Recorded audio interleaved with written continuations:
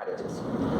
Her argument becomes very poignant and she visits because the epics and the scriptures to establish a dialogue between the past and the present to trace how far Indian culture and politics have transformed over the centuries. In Plato's 5th century dialogue on love, Symposium, Aristophanes counts a myth about the origin of gender and sexual desire. He states that originally human beings were of three sexes: male, female, and male female or hermaphroditic. They all have two sets of organs, but were not described by Aristophanes as monstrous, but rather more complete than human beings. It gives the account that the original males and females forms the part of a round have a desire for the same sex when it comes to erotic love. On the other hand, the original male-female hermaphroditic beings are part of a round that desires the opposite sex. This revelation becomes very interesting as it challenges the modern day stereotype and whole notion of the homosexual male-female and heterosexual male-female identity. Vanita connects the narrative of Symposium with the Hindu scripture Kurma Purana. When Lord Brahma produces Rudra, half male and half female, he vanishes with fear, and Rudra divided himself into a male and a female. The male is Shiva and the female is Parvati. Later, when Parvati was born and longed to unite with Shiva, the other self, at her father's request, Parvati revealed her in divine original form, which was awe-striking for the father. In both the narrative of Kurma Purana and Plato's Symposium, original roundness and multiple limbs and organs are the common factors. And then another story of Shiva and Vishnu follows that Vishnu took the form of a woman at Shiva's request.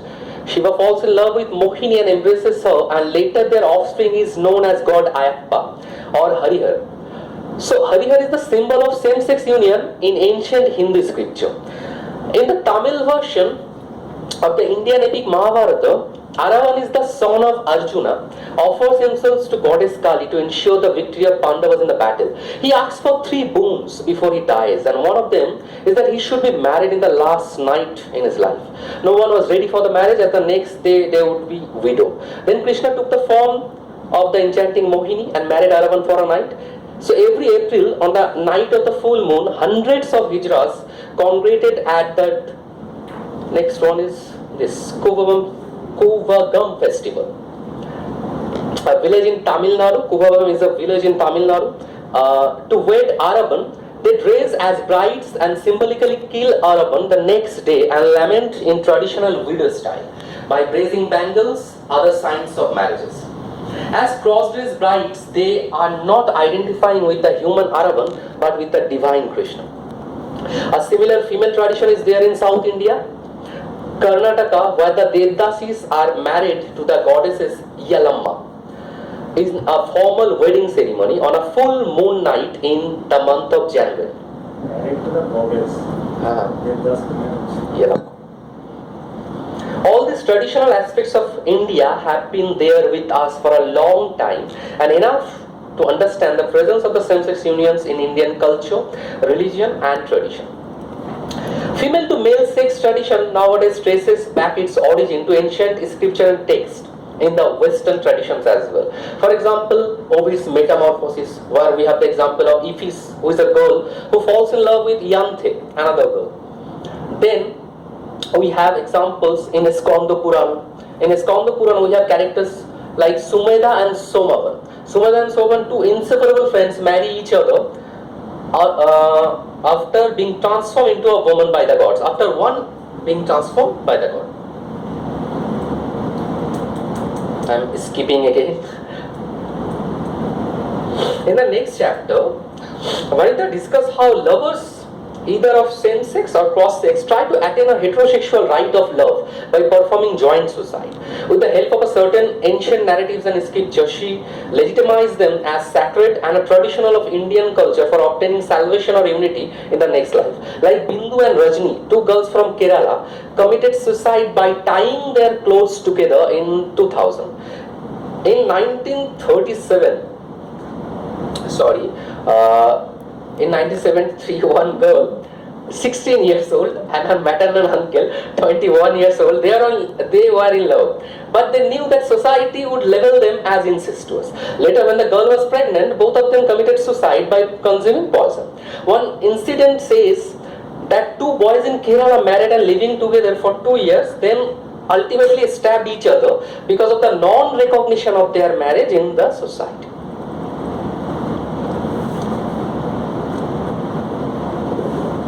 But we have to remember that suicides could also be used against this same-sex marriage. It is a double-edged sword. As one girl in Madhya Pradesh, she committed suicide because of the shame brought by her older sister who is married to another woman. Death is as strong as love. Sometimes the lovers commit suicide, cross and same both sex, to achieve a greater degree of divinity, to reunite in the other life. For same-sex couples, through their joint suicides, perform in public marriages. As in the case of a Muslim Sufi mystic, death is celebrated as his urs, U-R-S, urs. Arabic meaning is marriage, to God. Such funerals don't require mourning. At the tombs of the major Sufi saints of South Asia, their death anniversary is still being celebrated as wedding anniversaries. Some same-sex lovers' last wish to be buried together resembles the tomb made by the medieval churches without knowing the nature of their relationship. Two Nepalese women in their suicide note wrote that they wanted to live like husband and wife in the life beyond the grave. Sufi poet Jamali lies in a tomb in South Delhi, and the next grave is his disciplined beloved Kamali. Their grave is popularly known as Jamali Kamali. Another similar grave is known as Amis and Amil, of Punjabi Sufi poet Shah Hussain and his beloved companion Madho Lal. Their beliefs in the afterlife and rebirth is a common Hindu belief found in many ancient texts like Katha Sarit Sagar, which is an 11th century Sanskrit text, where we have a story of a Chandala girl and a prince, King Janaka's story. Where the Chandala man and a princess, the story connects with okay, this is a long one. I have to skip this. Okay, in Katha Saritsagara, Vasudatta, there is a character called Vasudatta who chooses Pulindaka as his Swayambara friend. Okay, and they both live together happily along with the wife of Vasudatta. Later, when Vasudatta in the forest jumped off a cliff after living a good life, his last wish was to have the same wife and the same friend in the next life. His wife and Pulindaka also jumped after him. This story also indicates the motive of rebirth and afterlife. In her 1977 book, The World of Homosexuals, Shakuntala Devi recorded her interview with Srinivas Raghavanacharya, Sanskrit scholar and priest of the major Vaishnava, devotee of the preserver god Vishnu, temple at Srirangam of South India, and he said that same-sex lovers must have been cross-sex lovers in a former life. The sex may change, but the soul remains the same. Hence, the power of love impels these souls to seek one another. In the next chapter, Vanita offers a vast critical discussion of the nature of friendship from an interdisciplinary point of view concerning literature, politics and religion. She starts with the term Sayamvara friend, which means self-bound, self-wish, and also means a bridegroom or the desired one. In the Ramayana, Rama and Sugriv perform a rite for their friendship. In Katha Saritsagara, again, when Somaprabha, a heavenly female, sees Kalinga Sena, she immediately links that she must have been associated with her in a former birth and decides to make her the Sayambara Sakhi. Regarding love and friendship, Roman statesman Cicero, he said both words amor, A-M-O-R, amor, love, and amicitia, A-M-I-C-I-T-I-A, which means friendship, come from the single word amare, A-M-A-R-E, amare, means to love. And love is precisely the nature of the affection you feel for your friend. She also gave examples or references from Shakespeare's W.H. To politicize the nature of same-sex friendship, Vanita brings in the former Indian politician and chief minister of Tamil Nadu, Jayalalitha. She was a single woman who had a lifelong friendship with Shashikala Natarajan, a married woman. They were respectfully addressed as Amma, mother, and Chinamma, small mother.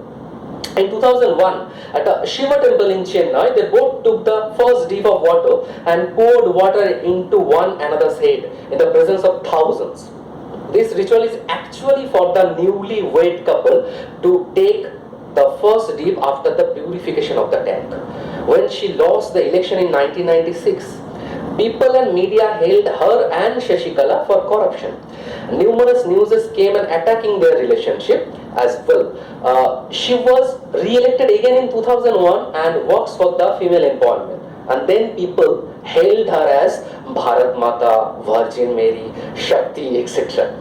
She also conducted marriages of 5,004 couples, heterosexual couples. Heterosexual couple. Heterosexual couples, not same-sex. One statement by an advocate and a priest that procreation is necessary and the purpose behind marriage, which have already been mentioned earlier, could be defended by a remark in Plato's Symposium, where Diotima argues that same-sex relationships are also reproductive because same-sex lovers jointly create ideas, books, and institutions which make them immortal, just as children make parents immortal, and which also live longer than regular children and benefits humanity much more. So various literary works from India and the West depicts this same-sex relationship. For example, Gertrude Stein refers to her companion for 40 years, Aristobulus, as her wife in several of her poems. Other examples from Bengali literature is Bankim Chandra Chatterjee's Bengali novella Indira, Nirmala Deshpande's Marathi story, Mary Had a Little Lamb, Ambai's Tamil short story One Person and Another, R. Rajrao's novel The Boyfriend, Kunal Basu's The Miniaturist, etc. She ends this chapter by referring to the irony of how members of the RSS and the Shiv Sena try to stop Valentine's Day in India by condemning it as an imitation of the Western culture. But interestingly, long before Valentine's Day here in India, festivals of love were held in the honor of Kama, the god of love, and his male companion Vasant. Vasant is spring. These festivals are still ongoing in several parts of India with a huge participation.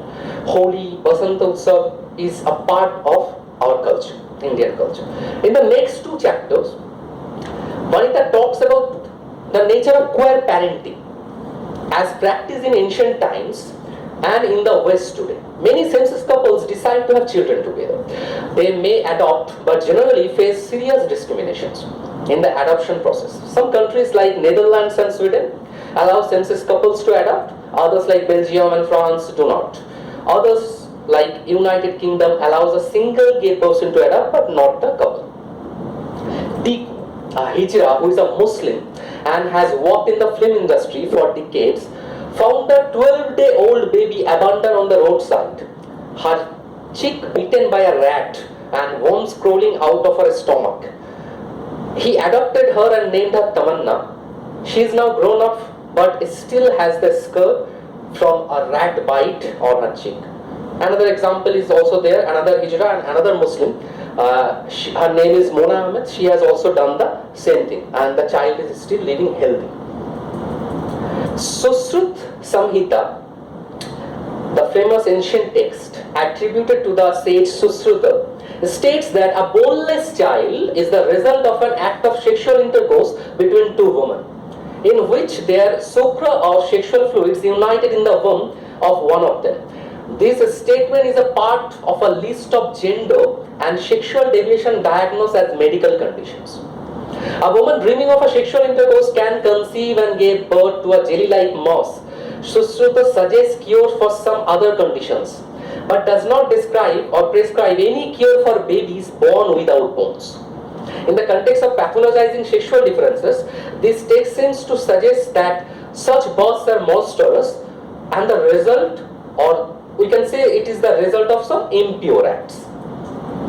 Vanita also tries to study the same-sex childbearing or parenthood from ancient culture to the present day scenario. A child could be born to two women by their sexual liaisons or by the wounds of God. The story of Bhagirath born into two women is found in Bengali version of the Swarga Khanda section in the Padma Purana. The story of Kritivasha Ramayana A also refers to the same story, but in a very different way. If we look at these examples, it is clear that the possibility of same-sex children could be born by the grace of God. While the ugliness and crippled nature of Bhagirath after his birth can also be taken as an indication of the curse associated with this type of birth. However, he was later made into a perfect man by sage Ashtavarka. Kama overcomes this anxiety of sex between the two women. The example of Bhagiratha's birth does not fall under the Ionic sex, which is mentioned in Artha Shastra, or not in the description of a manual vaginal penetrative intercourse between two women, which is one of them is a virgin that is prescribed in the Manusmriti. One may think of the difference between a goddess and a human being, but the mothers of Bhagiratha were two ordinary human women, no goddesses. Sita, the heroine of Ramayana, was born parthenogenetically from woman as described in the 14th century text Adbhut Ramayana. Co-motherhood is not a new formula. Its reference could also be found in early Rig Veda, where god Agni is repeatedly described as the child of two mothers, Dvamatri. In Mahabharata, we have Kunti and Madri. The story of Bhenu, Mangala and Ramla is the modern day version of co-wifehood.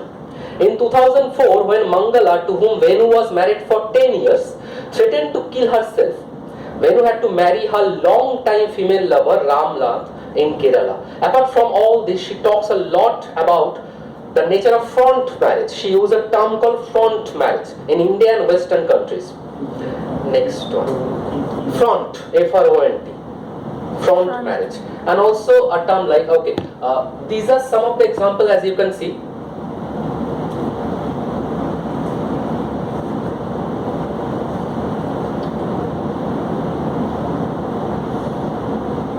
And the next one is two police women. They also married. But after that, this is Leela Ramdev and Umbila Srivastava.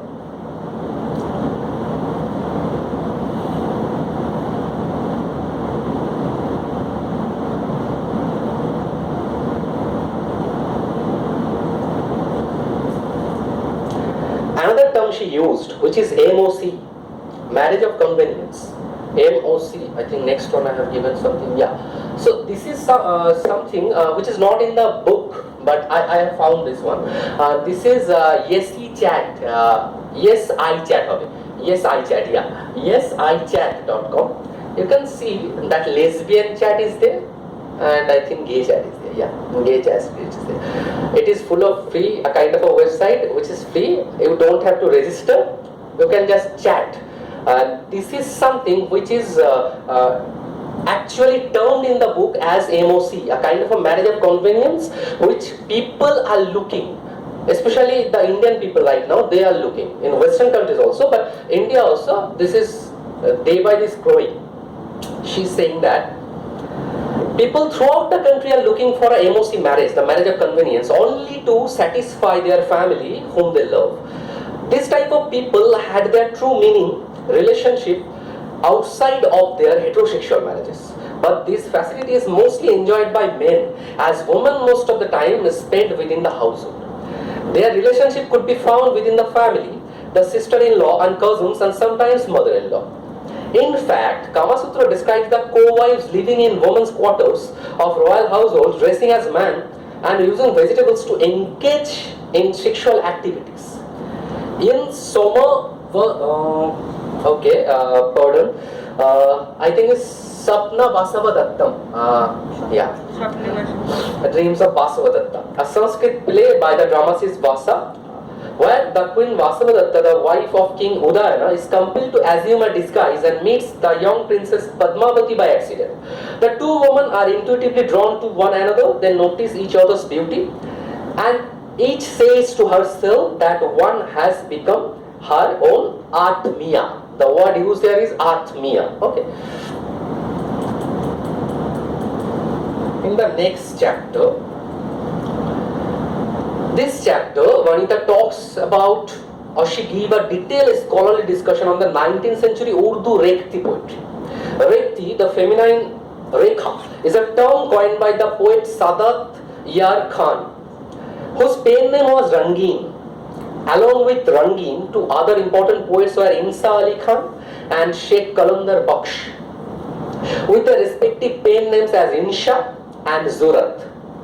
These poems depicted modern day lesbian relationship with women mostly courtesans and sometimes prostitutes. Dugana, Zanaki, Zatar, Chapati, Chatpata. These are some of the words used in the poems to describe lesbian relationships. Same-sex marriage between two women, you can see this is an example of this Rekti poetry. This is known This is as a the translation. Ilaiji, yeah? This is a This is a translation. translation, yes. This is also, this lesbian relationship in Urdu Rekti poetry is termed by Vanita in this book as Ilaiji relationship. Okay, Ilaiji. Ilaiji, yeah, Ilaiji relationship. The keyword is actually Dutch relationship. I couldn't understand why Ilaiji.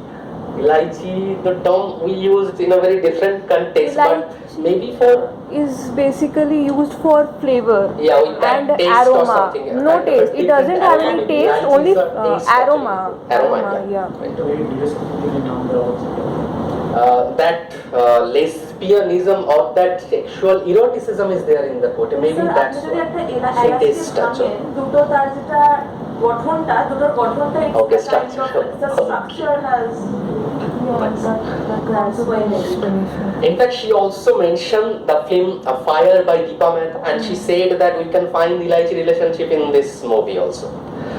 In contemporary times, also lesbian relationships are very keen to courtesans and prostitutes. One classic study now by Veena Talwar Oldenburg, Lifestyle as Resistance, the case of courtesans of Lucknow, shows the real life interviews of the courtesans living in Lucknow, and also the recent documentary by Shohini Ghosh, which is named as The Tales of the Night Fairies, gives validation to the long-term relationship between the sex workers of Calcutta.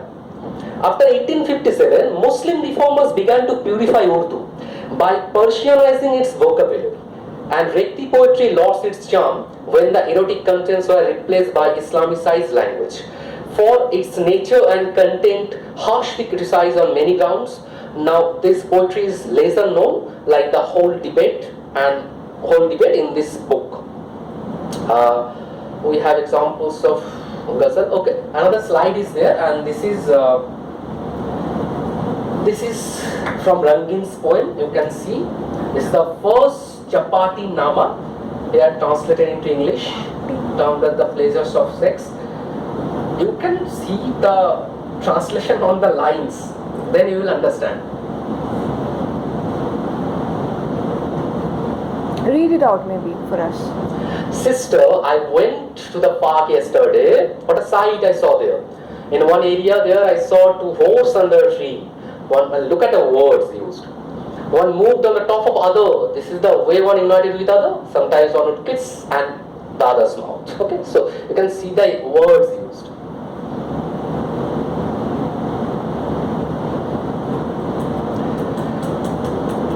In the next chapter, she talks about the film tradition, especially the focusing on the Hindi film tradition, the Bollywood films, and most importantly, she talks about Hindi film songs like Rekti.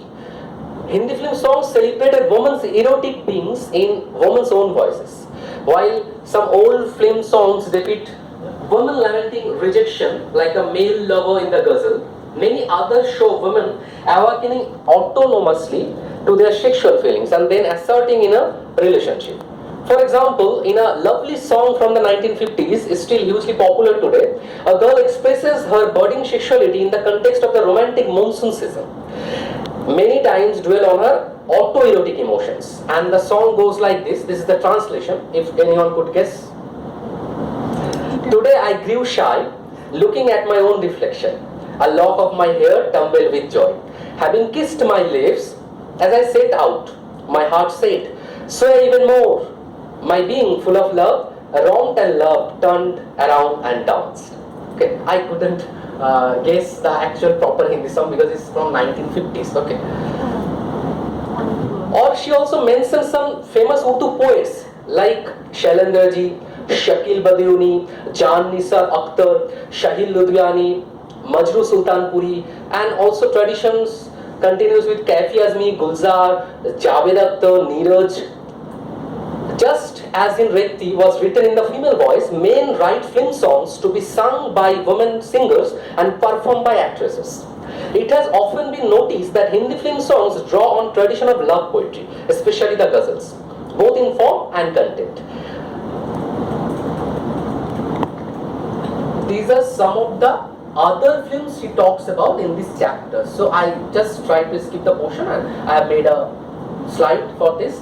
Most of the films, I think, especially Sholay, Anand, Yarana, these are at least known to everyone. And these are very canonical, very famous, so-called typical Hindi Bollywood films. But she talks about the friendship, or that bond is there between that two men. Okay, in this, and also she talks about this movie, the first one, Dosti become a hit largely because of its songs, and which is mostly composed by Majru Sultanpuri and sung by Lata Mangeshkar and Muhammad Rafi.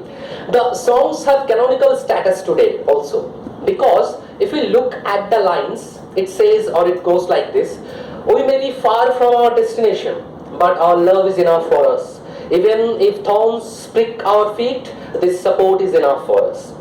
Putting his arm around the weeping Ramu is the character, the friend, and then he continues, at least your companions on the journey is someone of your own. And then Mohan, the other character, he says or he sings, this is something I guess, okay, I will love you morning and night, but will never call your name again. Chahunga main tumhe saanj aur sabere. So this is something I could guess. So the concluding part, she concludes with some hopes, I can say, as and also the facts. These are some of the facts that she have gathered in her research. On April 1, 2001, the first legally recognized same-sex marriage in the world took place in Netherlands. Also in Baroda and Gujarat, we can see that there are examples of marriages taking place. For example, an officer in Baroda of a trust named as Laksha Trust, a Baroda gay organization, it says, in 4 years we have facilitated at least 15 gay marriages and soon hope to introduce a gay couple club to extend emotional support. The marriages will promote single partner sex, which will help the HIV prevention campaign. One male couple in their early 20s got married by both Hindu and Muslim rites. Another couple, Sandeep 21 and Raj 28, had a Hindu wedding in September 2004 and it was attended by more than 200 plus guests. Same-sex marriages are now legally recognized in 2 countries. Civil unions are recognized in many more. France institutionalized civil unions, cross-sex and same-sex in 1988. Denmark in 1989. Norway in 1993. Sweden in 1994. And Switzerland 2002, Germany 2001. There are many examples. Then we have Spain, Canada and other Scandinavian countries are expected to legalize marriage soon as per Vanita's record or her status. And this is, I think this one is Aditya Advani. Yeah, you can see it's written there. This is Aditya Advani marrying his partner Michael Tur, an American, in the Advani home in New Delhi.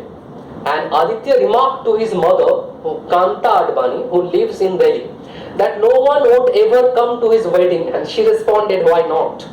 We could have a ceremony for you and Michael.